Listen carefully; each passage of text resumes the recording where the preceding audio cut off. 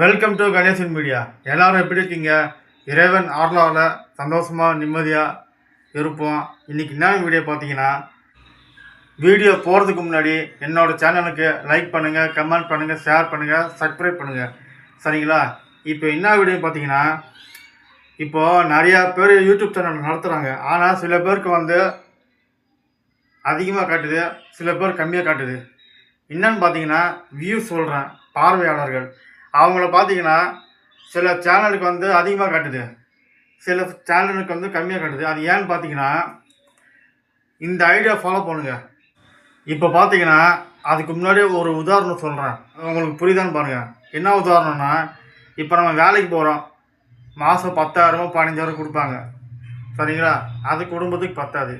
அதனால் சில பேர் சொந்த தொழில் பண்ணணுன்னு ஆசைப்படுவாங்க. ஆனால் அதுக்கு முதலீடு தேவை. சரிங்களா? அது எப்படின்னா, குறைஞ்சது ஒரு 5 லட்சமாவது தேவை. அதாவது வியாபாரத்துக்கு சொல்கிறேன், சொந்த தொழிலுக்கு. அப்போது நான் என்னோடய ஐடியா என்னன்னா, அது நல்லா இருக்கான்னு பாருங்கள். 1 லட்சம் செல்லு வாங்குங்க. சரிங்களா? 1 லட்சம் செல்லு. அந்த 1 லட்சம் செல்லுக்கும் 1 லட்சம் சிம் கார்டு வாங்குங்க. சரிங்களா? அதை வாங்கிட்டு நம்ம எந்த செல்லில் சேனலுக்கு போடுறோமோ அதை தவிர்த்து அந்த 1 லட்சம் செல்லு இருக்குல்ல, அதில் ஓட விட்டுருங்க. சரிங்களா?